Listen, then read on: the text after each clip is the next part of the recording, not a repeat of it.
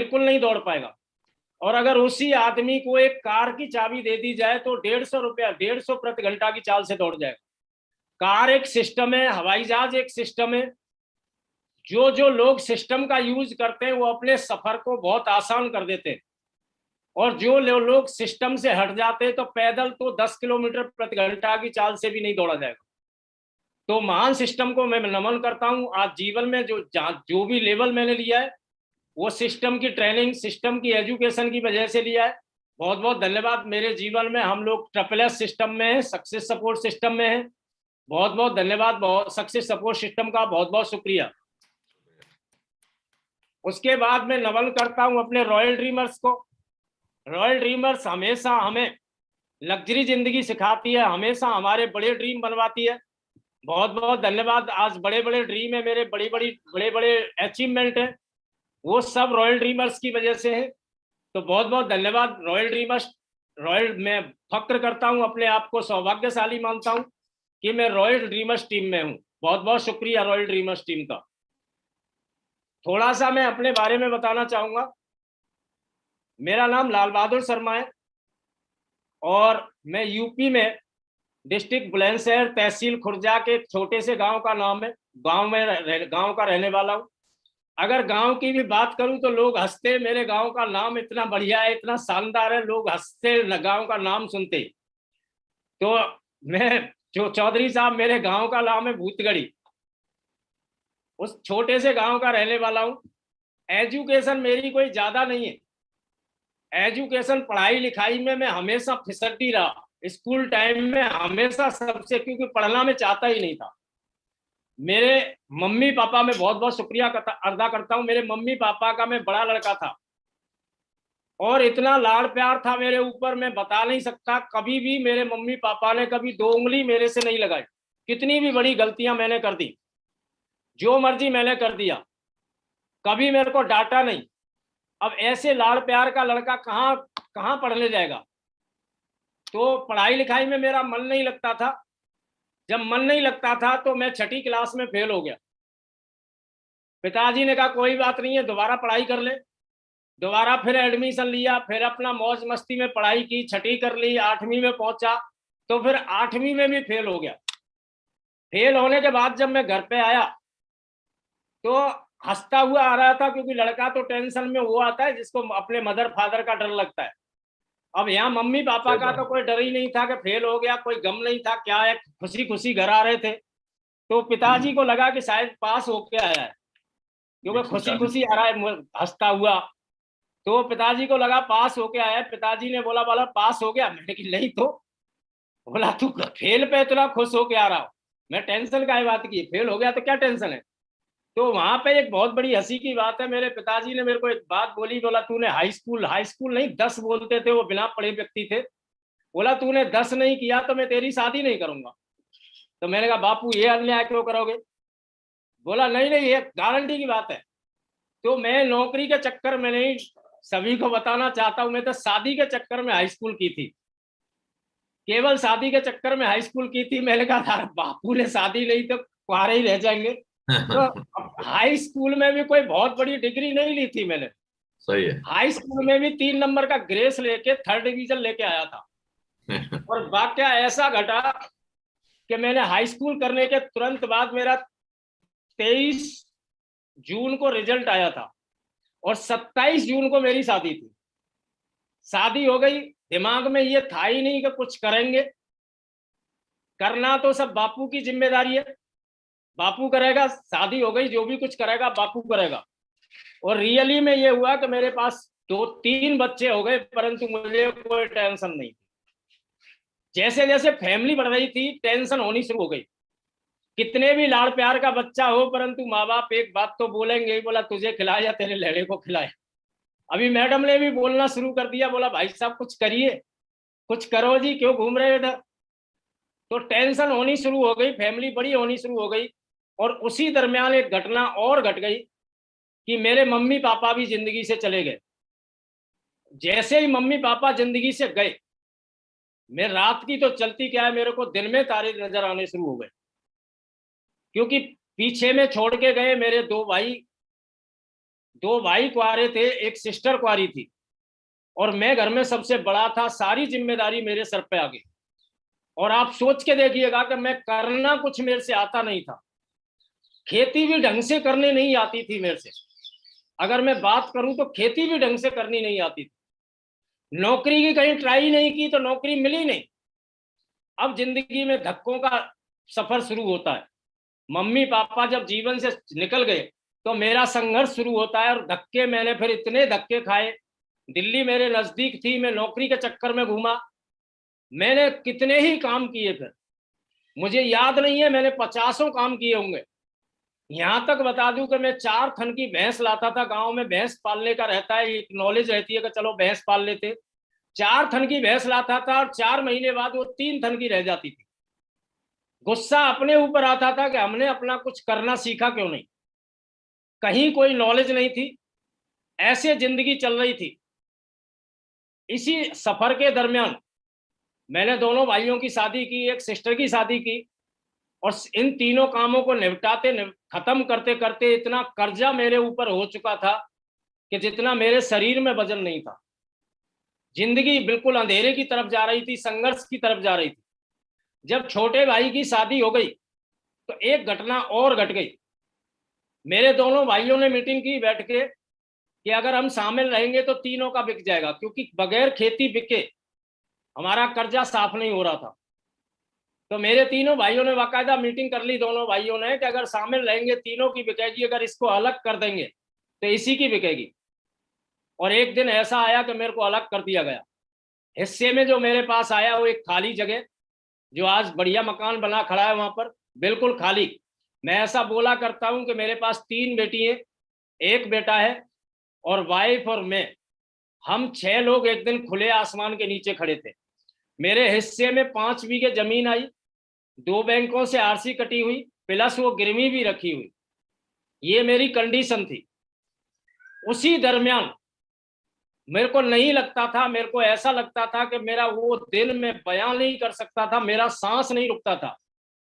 इधर कर्जा भारी है, उधर जमीन गिरवी रखी है, और कहीं कोई मेरे को साधन नहीं दिख रहा है। और उसी दरमियान जसवीर सर से मेरी मुलाकात हुई, और उसी दरमियान मुझे महान कंपनी शेपसॉफ्ट मिली। आप देख सकते हैं, वैसे मुझे पता नहीं था कि आगे मेरी जिंदगी ऐसे रहेगी। नहीं, मैं पुराने सारे फोटो निकाल के रखता, फोटो कलेक्शन कभी किए नहीं, साधन इतने थे नहीं। ये मेरा इमराल्ड तक का फोटो है, कितना शानदार फोटो है। मेरे पे इमराल्ड बनने बनने तक सूट नहीं था मेरे पास। जो कंपनी का सूट था वो सफर में पहले ही फट चुका था। कंपनी से मुझे सूट मिला था वो दिशा ट्रेनिंग में, वो 8 स्टेप ट्रेनिंग में, क्योंकि हर काम कर रहा था तो वो सूट पुराना हो चुका था। और इमराल्ड पोजीशन पर खाली पैंट शर्ट और टाई में था, क्योंकि जो पैसा आ रहा था वो घर में जा रहा था, घर के खर्चे थे। इमराल्ड तक आप समझते हैं कि पैसा तो आ ही रहा होगा। और आज धन्यवाद शेप शॉप का, आप शेप शॉप के द्वारा भी दूसरा फोटो भी देख सकते हैं कि यहाँ पर फोटो कैसे चेंज होते हैं, शकल कैसे चेंज होती है आदमी की शेप शॉप में आने के बाद।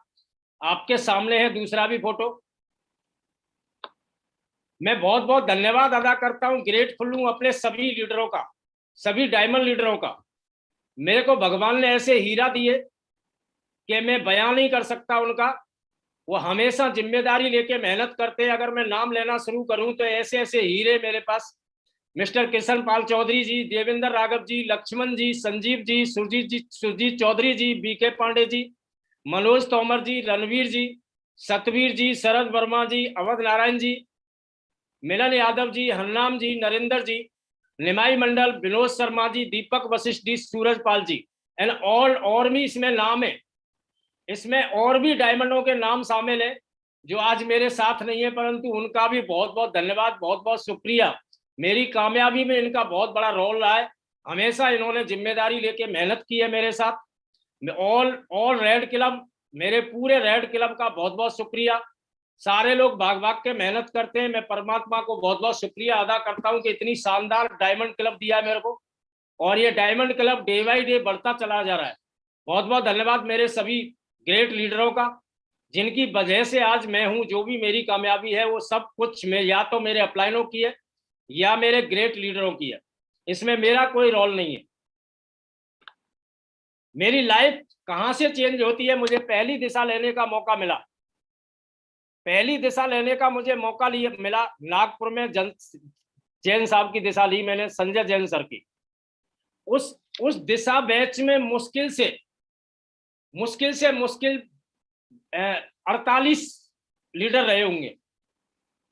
वो सारे ग्रेवाल सर की पूरी टीम का बैच था। उस बैच में मुझे जाने का मौका मिला। उसमें मैं अकेला था और मेरी टीम का एक बंदा था सिर्फ। हम 2 लोग उस दिशा में गए थे। उस दिशा को लेने के बाद मैंने फैसला किया, मैंने कमिटमेंट लिया, एक बहुत तगड़ा डिसीजन लिया कि अब इस दुनिया में मेरे को कोई भी रोकने वाला नहीं है कि जो मैं कामयाब हो सकूं, कामयाबी से पीछे हट सकूं। कोई ऐसी शक्ति नहीं बनी है जो मुझे डायमंड बनने से रोक जाए। दिशा लेनी ली और वहां से मैंने एक बात जानी, वहां दिशा लेने के बाद एक बात मैंने जानी कि अगर ये दिशा लेने से मुझे फायदा हुआ है, मेरा विजन क्लियर हुआ है, मुझे बहुत ज्यादा चीजें सीखने को मौका मिला है, तो और लोगों को भी दिशा से ही फायदा होगा, और लोग भी दिशा से ही आगे बढ़ेंगे। तो मैंने फैसला किया कि अब आगे अगर मेरे को मौका मिला तो मैं ज्यादा से ज्यादा लोगों को दिशा में लेकर आऊंगा। दूसरी दिशा नागपुर में ही महागुरु जी ग्रेवाल सर की चली और उस दिशा में मैं अपने 3 बैच लेके गया था अपनी जिम्मेदारी में।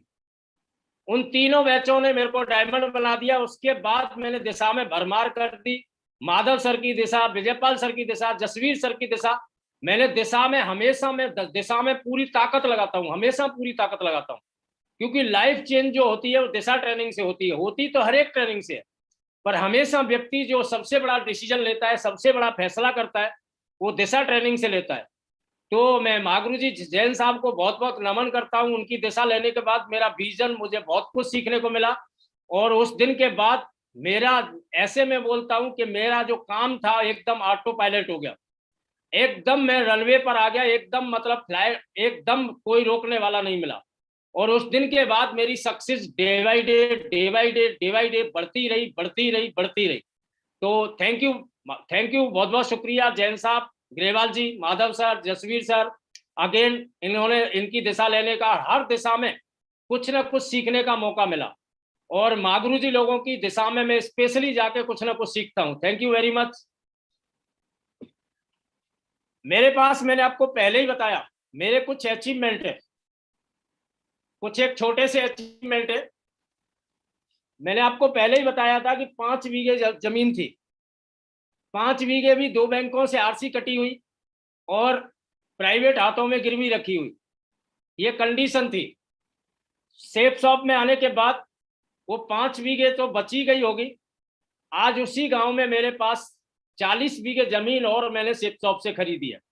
45 बीघे जमीन है आज मेरे पास सेफ शॉप में, सेफ शॉप की वजह से। मेरे को कई बार महागुरु जी जसवीर सर, कई बार ग्रेवाल सर, कई बार विजयपाल सर ने मेरे को समझाया कि आप गांव में जमीन क्यों खरीदते हैं, कोई फायदा नहीं। और मैं फिर भी गांव में जमीन खरीद लेता हूँ। जसवीर सर तो कभी कभी नाराज हो जाते हैं, बोला कोई फायदा नहीं है गांव में जमीन खरीदने का। परंतु मैंने कभी सर को मुड़ के जवाब नहीं दिया। मेरी आदत है, मैं कभी अपलाइनों को मुड़ के जवाब नहीं देता हूँ। पर मैं आज आप लोगों को बताता हूँ कि मैंने गांव में जमीन क्यों खरीदी। जब मैं इस बिजनेस में आया तो मेरे साथ बहुत ढेर सारी घटनाएं घट रही थी, ढेर सारे चैलेंज मेरे सामने आ रहे थे। मैं जब प्लान दिखा रहा था अपने गांव में, हर आदमी अपने गांव में प्लान दिखाता है, सबसे पहले अपने पड़ोसियों को प्लान दिखाता है, सब वो अपने रिलेटिवों को प्लान दिखाता है, वो अपने दोस्तों को प्लान दिखाता है। मैं जब अपने गांव में प्लान दिखा रहा था या गांव के आसपास प्लान दिखा रहा था, तो लोग मेरे से ऐसे बोलते थे, बोला साला जंगल में खेत नहीं है, गांव में घर नहीं है, बात करता है लाखों की। तो मैंने सेफ शॉप में, उनको नहीं पता था कि मैं सेफ शॉप कर रहा हूं, उनको नहीं पता था मैं महान कंपनी में काम कर रहा हूं। तो मैंने एक फैसला किया कि सेफ शॉप में रहते हुए तो मैं गांव में घर भी दिखा दूंगा, जंगल में खेत भी दिखा दूंगा। क्योंकि आज मेरे जीवन में सेफ शॉप है। सेफ शॉप वो कुबेर का खजाना है कि आप कुछ भी कर सकते हैं। एक जिद थी मेरे को जंगल में जमीन दिखाने की, एक जिद थी गांव में घर बनाने की। जब मैं गांव में घर बना रहा था तो महागुरु जी मेरे को आके घर पे आके गुस्सा हुए, क्या जरूरत है इतना पैसा खर्च करने की। महागुरु जी जसवीर सर घर पे आए और मेरे से कहने लगे क्या जरूरत है शर्मा जी गांव में पैसा खर्च करने का। पर एक जिद थी, गांव में घर दिखाना था। शानदार घर दिखाया, घर बनाया गांव में। और आज करीब करीब मेरे पास 45-40 बीघे जमीन है, और अभी आगे मैं कुछ कह भी नहीं सकता। उसके बाद मैंने फिर प्लॉट खरीदे। फिर मागरू जी ग्रेवाल सर ने मेरे को WTC के बारे में बताया। आज 3-3 WTC है मेरे पास, एक नहीं है, 3-3 WTC है। आज ग्रेटर नोएडा में 1.5 करोड़ की लगभग विला में रहता हूँ। शानदार विला है पैरामाउंट गोल्ड फॉरेस्ट्री में। आज ये छोटे से अचीवमेंट है। और एक थोड़ा सा मैं बता देता हूँ, मेरे पास 3 बेटी थी। पता नहीं रिलेटिव मेरे से क्या क्या बोलते थे। सबको ये था ये शादी नहीं कर पाएगा, सबको ये था ये बेटियों की शादी नहीं कर पाएगा। सबसे पहले मेरा एक बेटा था, 3 बेटी के बाद में 6ठी क्लास में उसकी मैं फीस नहीं दे पाया था। 6ठी क्लास की उसकी फीस, जो सरकारी स्कूल की फीस गई थी, वो मेरा एक चेक आया था। मैं और महागुरु जी उस चेक को लेने गए थे डाकिया के यहाँ से 1200 रुपए का। वो चेक हमने बैंक में जमा किया और उससे पैसा लेके मैंने बेटे की फीस जमा की थी। फीस जमा करके मैंने एक डिसीजन लिया। मैंने चारों बच्चों को बिठाया और एक ही बात बोली कि आप जितना मर्जी जहां मर्जी पढ़ सकते हैं, पैसे की कोई प्रॉब्लम नहीं आएगी।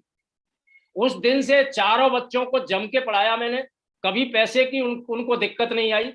मेहनत करने के लिए मैं खड़ा था और पढ़ाई आपके काम में थी। जो मेरे रिलेटिव बोलते थे लड़कियों के बारे में, मैंने बड़ी बेटी की शादी की और मेरे गांव की इकलौती वो पहली शादी थी जो गांव से निकल के मैरिज होम में हुई थी। लोग हतप्रभ रह गए थे। वो पहली शादी थी, टोपाज लेवल था। मैंने पहली शादी बड़ी बेटी की खुर्जा सिटी में जाके की। उसके बाद में एक बात सुना करता था कि मेरे ताऊ जी थे बहुत अमीर आदमी। उन्होंने बेटी की शादी की थी तो बताते थे कि इलाके में उनकी बेटी का शादी का रिकॉर्ड नहीं टूटा। तो मैं ऐसे सोचता था सेफ शॉप में आने के बाद कि ताऊ जी की लड़की का रिकॉर्ड नहीं टूटा तो इस रिकॉर्ड को भतीजा ही तोड़ देगा साला, और क्या करेगा। फिर मैंने बीच वाली बेटी की शादी की और उस ताऊ जी वाले रिकॉर्ड को ध्वस्त कर दिया। अभी लोग बोलते हैं, कोशिश कर रहे हैं उस रिकॉर्ड को तोड़ने की। मैं बोलता हूं उस रिकॉर्ड को तोड़ो, आप तोड़ो। सेफ शॉप तो मेरी जीवन में है ना, आप उस रिकॉर्ड को भी तोड़ो। मैं फिर तीसरा बनाऊंगा, क्योंकि अभी तीसरी बेटी भी शादी के लिए तैयार है। सही बात। मैं फिर तीसरा बनाने के लिए तैयार खड़ा हूं, क्योंकि सेफ शॉप मेरी कहीं नहीं गई है। मैं सेफ शॉप करता हूं, तुम सेफ शॉप नहीं करते हो। तो ऐसे कुछ घटनाएं चली मेरे जीवन में और आज एकदम शानदार है। उसके बाद मेरा कोई ड्रीम नहीं था मोटरसाइकिल का भी। मैं एक बात बोला करता हूं ट्रेनिंग के दरमियान में कि आज के जो दूल्हे जिनकी शादियां होती हैं उनके नसीब अच्छे हैं भाई साहब। उनको कम से कम मोटरसाइकिल तो दहेज में मिल जाती है, ससुराल से सहायता हो जाती है उनकी। मेरी तो शादी भी उस जमाने में हुई थी कि जहां मोटरसाइकिल कोई जानता ही नहीं था। मेरे को दहेज में मिली घड़ी, साइकिल, रेडियो। साइकिल टूट गई, बीवी, सब कुछ टूट गया। अब मोटरसाइकिल का भी कोई ड्रीम नहीं था, सब कुछ टूट गया। एक बीवी बच गई, वो आज भी बची हुई है ना। तो मेरा कोई ड्रीम ही नहीं था मोटरसाइकिल खरीदने का ड्रीम नहीं था। अब जब जिसका ड्रीम नहीं है तो उसके बारे में हाथ पैर मारे क्यों। जब ड्रीम मोटरसाइकिल खरीदने का नहीं था तो मैंने मोटरसाइकिल चलानी नहीं सीखी और आज भी चलानी नहीं आती है। क्या बात। आज भी मेरे से मोटरसाइकिल चलानी नहीं आती है। उसके बाद सेफ शॉप में आया, महागुरु जी लोगों ने, मैं इमराल्ड बन गया तो माधव सर और विजयपाल सर मेरे पीछे पड़े, बोला कार खरीदनी। दोनों के अगर दोनों मेरे को अगर हिम्मत नहीं देते तो मैं कार नहीं खरीद पाता। दोनों महागुरु जी मेरे पीछे लग गए, रोज शाम को फोन करे, शर्मा जी कार कब ला रहे हो। मैं फिर हिम्मत जुटाई और मैं सबसे पहली कार एल्टो K10 निकाल के लाया, नई एकदम। सबसे बड़ी बात यह थी कि अपने खानदान में पहली कार थी मेरी। सबसे बड़ी बात यह थी कि मेरे खानदान में पहली कार थी। बहुत खुशी हुई। चलानी नहीं आती थी, एक लीडर चलाता था, मैं पास में बैठा रहता था। एक दिन मैंने धीरे धीरे करके हाथ साधा और लीडर से बोला मैं तुम घर जाओ, मैं चला रहा हूं। रात का समय था, पहली बार मैं नई गाड़ी को लेके आ रहा था। 2 बार दीवार में मारी, पूरी गाड़ी तोड़ दी, चलानी आ गई उसी दिन से। पहली गाड़ी मैंने एल्टो K10 खरीदी सन 2018 में। फिर महागुरु जी ने मेरे को मोटिवेट किया तो दूसरी शानदार गाड़ी आपके सामने खड़ी है, टॉप मॉडल फॉर्च्यूनर खरीदी मैंने सन 2018 में। सांड जैसी गाड़ी जब चलाता हूं उसको तो एकदम ऐसे लगता है कि पता नहीं क्या है। बहुत ग्रेटफुल होता हूँ अपलाइनों का जब फॉर्च्यूनर के स्टीयरिंग पर बैठा होता हूँ। तीसरी गाड़ी मैंने पिछले साल स्विफ्ट खरीदी, फिर बेटा ने बुलेट खरीदी, बेटी ने स्कूटी खरीदी। इतने वाहन आज घर में है, पर ये मत कहिएगा घर में बुलेट है तो मेरे से चलानी आती होगी। मुझे बहुत डर लगता है, मैं उसकी सीट पर भी नहीं बैठता। बेटा चलाता है, मैं उसके पीछे भी नहीं बैठता। पता नहीं 2 टायर पर कहीं गिर पड़ी तो क्या होगा, तू ही चला इसको, मैं अपनी कार चलाऊंगा सीधे सीधे। और अभी महागुरु जी ने तीसरा ड्रीम बनवा दिया है पिछले वीक ही। तीसरा ड्रीम है मेरा, मैं सन 2022 खत्म होते होते रेंज रोवर लेके आने वाला हूँ। वाह, मेरी पसंदीदा कार है भाई, बहुत बढ़िया। ये सब कुछ शेप शॉप की वजह से, शेप शॉप की वजह से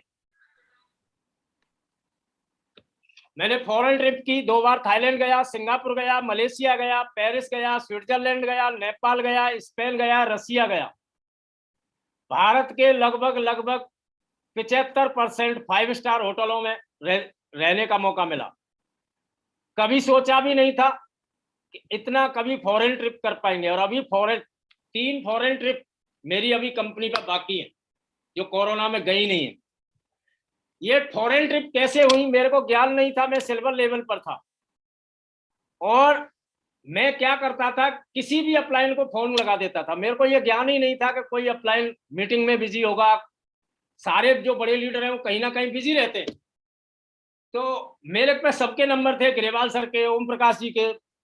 मैं किसी भी अपलाइन को कभी भी फोन लगा देता था। एक दिन रात को मैंने ओम प्रकाश जी को फोन लगा दिया, रात को 11 बजे। रात को 11 बजे ओम प्रकाश जी ने मेरे को इतनी झाड़ मारी, इतनी झाड़ मारी, मेरा साला दिमाग ही हैंग हो गया। मैंने कहा बैठा बैठा मैं सोच रहा हूं यार ऐसे भी कहीं अपलाइन होते। अब एक तरीका तो ये था कि यार ऐसे अपलाइनों की टीम में काम नहीं करेंगे। मैंने डिसीजन लिया, मैंने कहा इस अपलाइन को फोन नहीं करेंगे, बाकी काम तो यही करेंगे और करके दिखाएंगे। अब आज के बाद फोन नहीं करेंगे। और बड़ी मजे की बात यह है कि मैंने उस दिन से ओम प्रकाश सर को फोन नहीं किया। सिल्वर लेवल से आज तक मेरे मोबाइल में भी ओम प्रकाश जी का फोन नहीं होगा, नंबर नहीं होगा। मैंने कभी सर को फोन नहीं किया, मीटिंगों में मुलाकात होती रही, कोई दिक्कत नहीं है। उसके बाद एक दिन दिल में मैंने ग्रेवाल सर को फोन कर दिया, ग्रेवाल सर ने फोन रिसीव नहीं किया। फिर मैंने दोबारा फोन कर दिया, फिर भी रिसीव नहीं किया। तिबारा फोन कर दिया, जबकि नियम ये बोलता है कि अपलाइन अगर फोन नहीं रिसीव कर रहा है तो समझ जाओ वो कहीं ना कहीं बिजी है, अपने आप बैक कॉल आ जाएगी। पर मैं दबादब फोन करे चले जा रहा हूँ। करीब 20 मिनट बाद गुरुजी ने फोन लगाया, बोला हाँ भाई बता क्या हाल है। मैंने गुरुजी बड़ा काम करना है। तो झाड़ तो गुरुजी ने भी मारी, पर दोनों झाड़ों में अंतर था।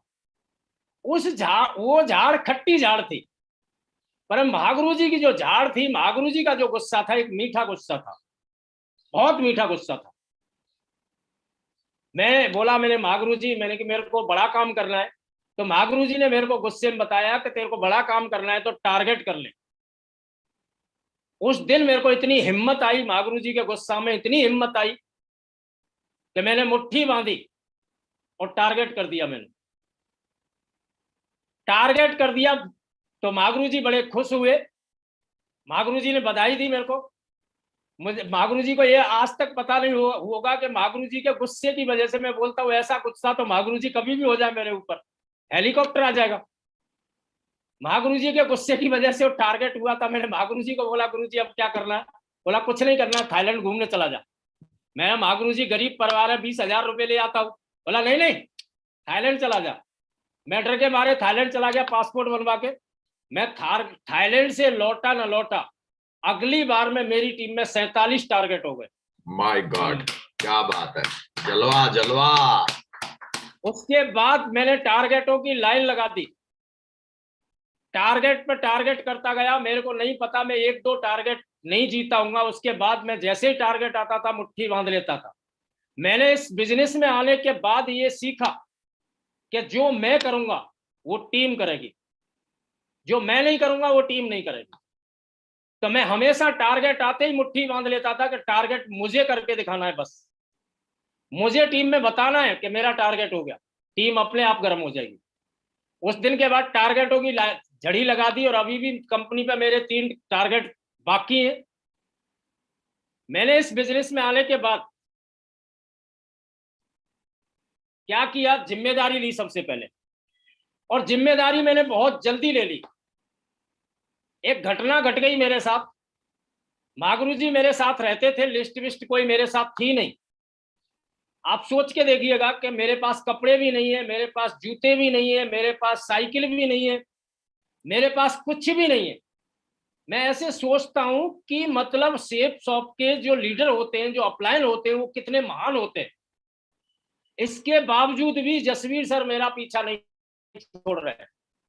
कहीं कोई लिस्ट नहीं है, कहीं कोई मेरी बात नहीं सुन रहा है।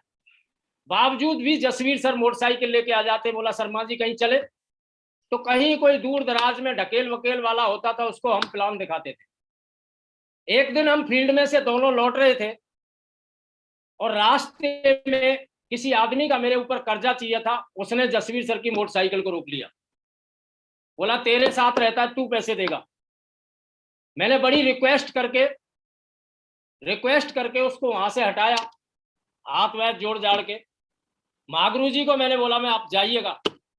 महागुरु जी का भी चेहरा उतर गया जसवीर सर का। तो सर ने बोला मोटरसाइकिल पे बैठो। मैं नहीं गुरु जी आप जाइएगा, मैं पैदल आऊंगा। गुरु जी ने बहुत रिक्वेस्ट की मोटरसाइकिल पर बैठिएगा। मैंने गुरु जी मैं बैठूंगा नहीं बिल्कुल भी, आप जाइएगा। गुरु जी चले गए।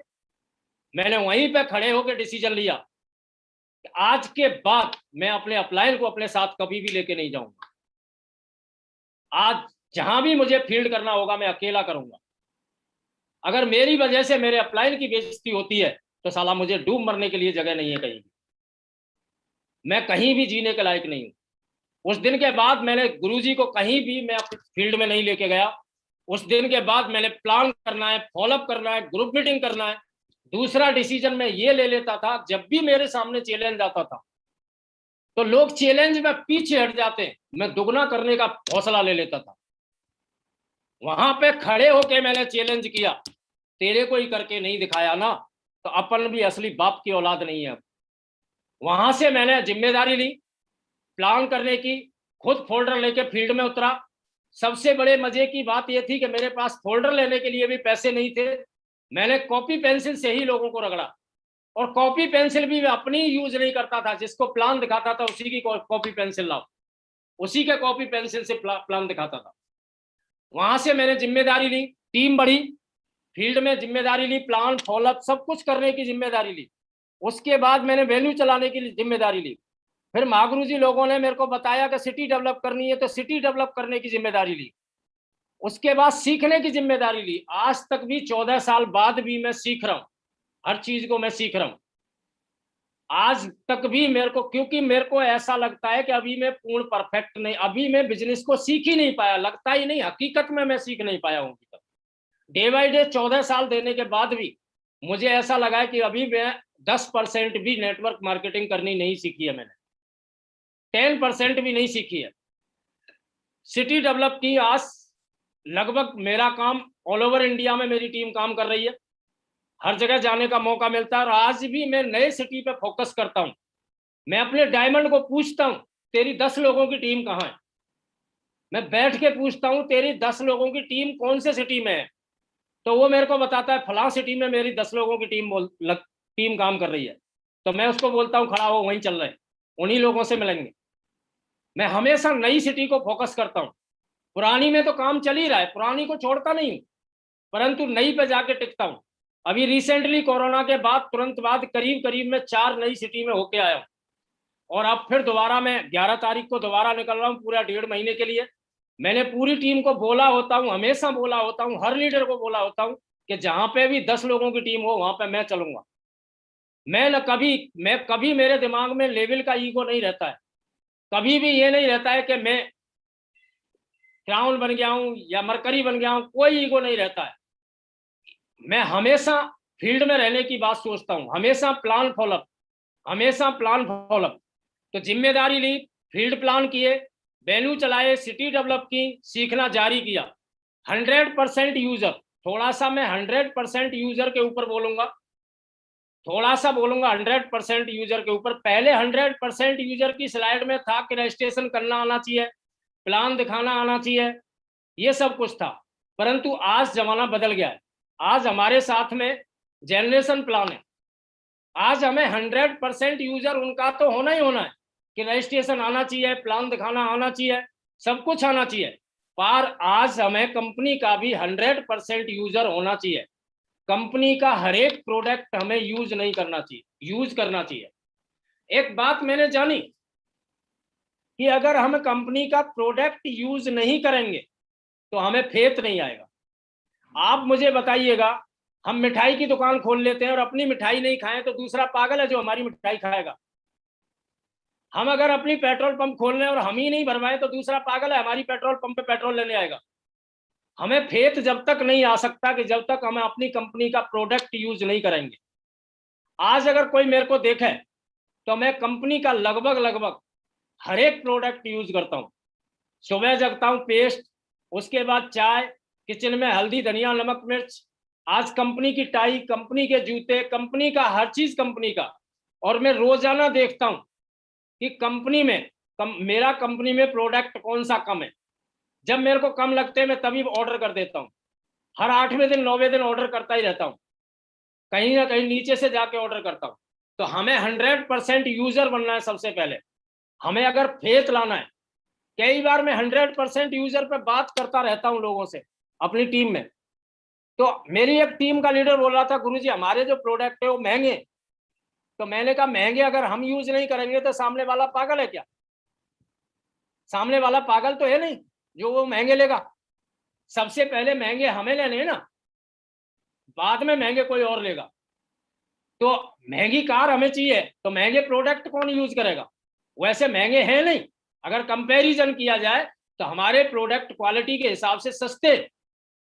परंतु क्या है कि हम लोगों को, क्योंकि हम कोई टाटा अंबानी की औलाद तो है नहीं, हम सब ऐसे ही झोपड़पट्टी में से निकल के आए तो हमको महंगे लगते, महंगे हैं नहीं। तो मैंने फिर उसको दूसरे हिंदी में समझाया, भाई साहब अगर हम यूज नहीं करेंगे तो फेथ नहीं आएगा, सामने वाला ले नहीं सकता फिर। तो हमें 100% यूजर बनना है। सबसे पहले हमें अपने घर में एक एक चीज को चेंज करना है, एक एक चीज को चेंज करना है। आप सोच के देखिएगा, मैं अपने पेस्ट को प्रमोट करता हूं, पेस्ट को अगर प्रमोट करता हूं, मेरे घर में रिलेटिव आया है, वो मेरे बाथरूम में जाता है और वहां पे कोलगेट रखा है, उसको कैसा लगेगा? बोला साला मेरे को चिपका रहा है। अगर मेरे बाथरूम में भी मेरा ही पेस्ट रहना चाहिए तो फेथ आएगा। चाय की पत्ती मेरे किचन में नहीं है और मैं चाय की पत्ती सामने वाले को प्रमोट कर रहा हूं तो कैसा लगेगा? मैं हर प्रोडक्ट 100% यूजर पर जोर देता हूं, सबसे पहले अपने ऊपर।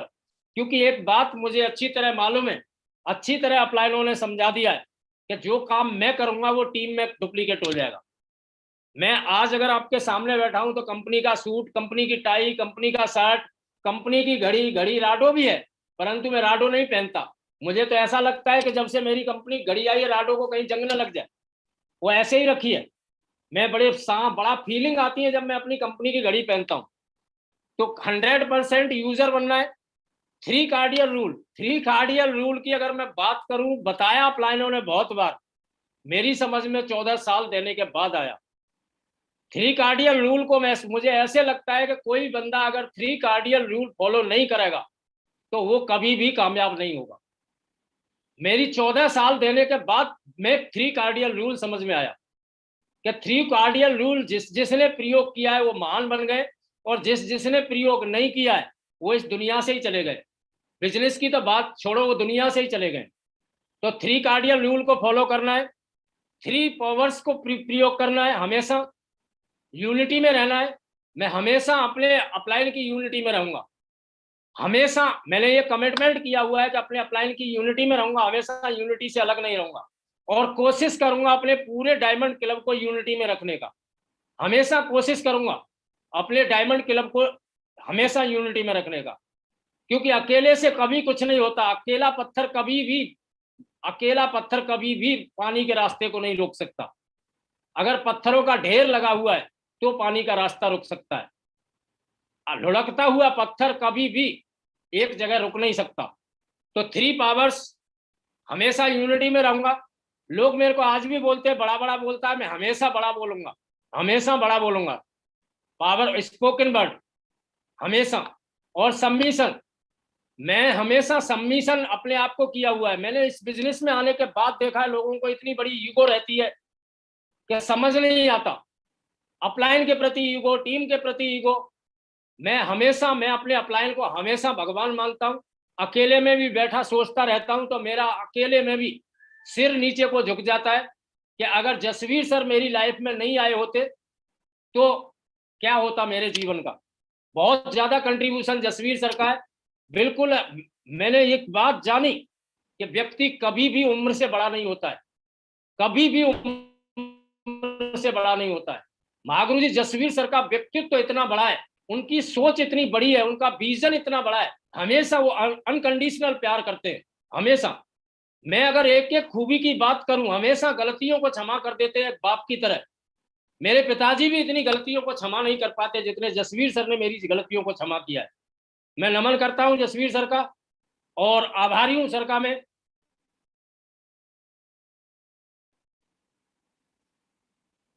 तो हमेशा अपने अपलाइन की फुटबॉल बन के रहना है। एक दो गलती हुई, मैं एक बात बोलता हूं आपको। कभी कभार हम डाउन टीम से सलाह ले लेते हैं। मैंने एक दो बार डाउन टीम से सलाह ले ली और डाउन टीम के बहकावे में आ गया मैं। अकल इतनी थी नहीं, तो एक दो एक्टिविटी छूट गई मेरी, सर ने माफ कर दिया। एक एलडीपी छूट गई डाउन टीम के चक्कर में मेरी। डाउन टीम ने मेरे दिमाग में कचरा डाल दिया। मैं गया नहीं, एक ईगो आ गई वहां पे। मैं धन्यवाद देना चाहूंगा अपने बेटे को। मेरे बेटे ने मुझे बैठ के समझाया, पापा ईगो में कुछ नहीं रखा है, आपको ना जसवीर सर के साथ ही रहना है, किसी की बात नहीं माननी है। मैंने उस दिन से एक फैसला कर लिया, एक निर्णय ले लिया कि मेरे अपलाइन जिस बात को बोलेंगे वो बात सही है। से अपलाइन ने अगर मेरे को बोल दिया लेफ्ट तो लेफ्ट ही है बस, अपलाइन ने बोल दिया राइट तो राइट ही है बस, इसके सिवा कुछ नहीं है। मेरे से कोई भी कितना भी मूड मारता रहे, तो हमेशा अपने अपलाइन की समर्पित कर दो अपने अपलाइन को। हमेशा मैंने अपने अपलाइन को समर्पित करके रखा, कभी पीछे मुड़ के जवाब नहीं दिया। तो बहुत बहुत धन्यवाद मेरे अपलाइनों का। ये कुछ थोड़े से काम थे जो मैंने किए, ज्यादा कुछ किए नहीं, ज्यादा कुछ मैंने काम किए नहीं।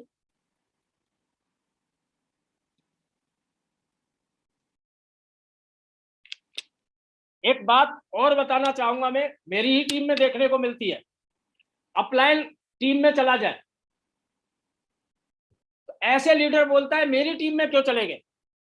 मैंने कभी अपने किसी अपलाइन को कभी किसी टीम से नहीं रोका, कहीं भी कभी मैंने ये कहा ही नहीं कि इस टीम में, ये मेरी टीम है। मेरी टीम है ही नहीं, मैं ऐसे सोचता हूं मेरी टीम है ही नहीं, कहीं नहीं है मेरी टीम, और मेरी टीम होती भी नहीं है। टीम या तो अपलाइनों की है या मेरे डायमंडों की है। और मेरे दिमाग में हमेशा ये रहता है कि मेरे अपलाइन ज्यादा से ज्यादा मेरी टीम में जाएंगे तो बड़ा काम होगा। अपलाइन हमेशा कभी भी हमारा बुरा नहीं सोचता है, हमेशा हमारा भला सोचता है। पूरी दुनिया में अगर कोई परम हितैषी है तो वो आपका अपलाइन है। तो मैं कभी भी अपलाइनों के ऊपर ये शक नहीं करता, कभी भी ये मुझे कोई टेंशन नहीं है कि इस टीम में क्यों गए, उस टीम में क्यों गए। कभी कोई मतलब नहीं है, मुझे कोई लेना देना नहीं है। मेरे से कोई भी अपलाइन किसी भी टीम में कहीं भी जाओ, कोई टेंशन नहीं है, क्योंकि टीम मेरी है ही नहीं। फिर मैं अगेन कहना चाहूंगा, टीम मेरी कहीं है ही नहीं। टीम या तो मेरे अपलाइनों की है या टीम मेरे लीडरों की है। टीम कृष्णपाल चौधरी की है, मेरी टीम कहाँ है। मैं तो आज भी लेफ्ट राइट क्लियर करने के चक्कर में घूम रहा हूँ कि कैसे भी लेफ्ट राइट क्लियर हो जाए, क्योंकि कृष्ण जी अपनी टीम को ले गए, कोई भी डायमंड अपनी टीम को लेकर घूम रहा है। मेरी टीम कहाँ है, या तो टीम अपलाइनों की है और या टीम लीडरों की है, मेरी कहीं कोई टीम नहीं है।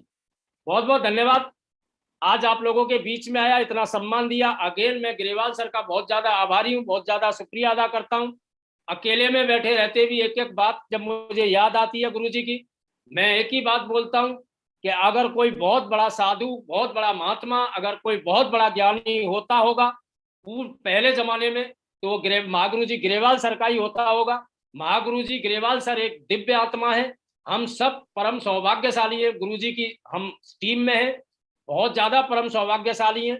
लोग मेरे को आज बोलते हैं कि तेरा नसीब बहुत बढ़िया है, मेरे रिलेटिव बोलते हैं तेरा नसीब बहुत बढ़िया है। मैं बोलता हूँ हाँ, मेरा नसीब बहुत अच्छा है, बहुत ही तगड़ा नसीब है। मेरे को ग्रेट कंपनी शेप शॉप जैसी मिली हुई है जो तुमको नहीं मिली हुई है, मुझे महान लीडर मिले हुए हैं जो तुमको नहीं मिले हुए, और महान टीम मिली हुई है।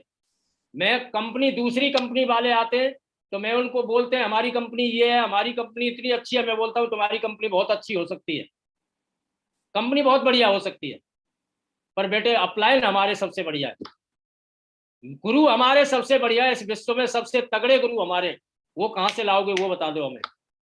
और गुरु नहीं है तो कभी भी कोई कहीं नहीं चल सकता। तो बहुत बहुत धन्यवाद, ये थोड़ी सी बातें थी, बहुत बहुत शुक्रिया। कुछ गलती हो गई हो तो क्षमा करना। छोटे बड़े सबको नमस्कार। मैं देसी आदमी हूँ, जीवन में कुछ नहीं था, जीवन में जो भी बाहर है सेफ टॉप है। एक बात और चलते वक्त बोलूंगा, मैं हमेशा स्टेज से बोलता हूँ कि मर्द के पास जवान होती है, मर्द के पास जवान होती है। जो अपनी जवान का कायल नहीं होता वो मर्द नहीं होता। मैंने अपने अपलाइन को जवान दी हुई है। मैं तहे जीवन, जब तक शरीर में मेरे में जान है, जब तक मैं जिंदा हूं, अपने अपलाइन की फुटबॉल बन के रहूंगा और शेप शॉप में ही रहूंगा। दूसरी किसी कंपनी के बारे में मैं नहीं सोच सकता। काम कितना हो रहा है कितना नहीं हो रहा है इस बात से कोई लेना देना नहीं है, परंतु हमारी औकात से ज्यादा हो रहा है, ये भी मुझे पता है। हमारी इतनी औकात नहीं है जिससे ज्यादा हो रहा है। तो मैं हमेशा जवान का पायबंद, लोग जवान दे देते हैं और मैं जवान फिर अगेन महागुरु जी ग्रेवाल सर के सामने फिर जवान दे रहा हूँ, फिर जवान दे रहा हूँ। क्राउन बन के दिखाया है, एम्बेसडर क्राउन बन के भी दिखाऊंगा, यूनिवर्सल क्राउन एम्बेसडर भी बन के दिखाऊंगा। बहुत रैंक 8वीं करके दिखाइए, यार, रैंक ये काम 18वीं भी चला करके गया। दिखाऊंगा, टारगेट भी करके दिखाऊंगा। जो जो स्टेप होते होंगे, मर्द का बच्चा हूं, हर एक को करके दिखाऊंगा। बहुत 2 लाख बढ़िया। भी लेके दिखाऊंगा, 4 लाख, 2 लाख भी लेके दिखाए, 4 लाख भी लेके दिखाऊंगा। फॉर्च्यूनर भी लेके दिखाई तो रेंज रोवर भी लेके दिखाऊंगा।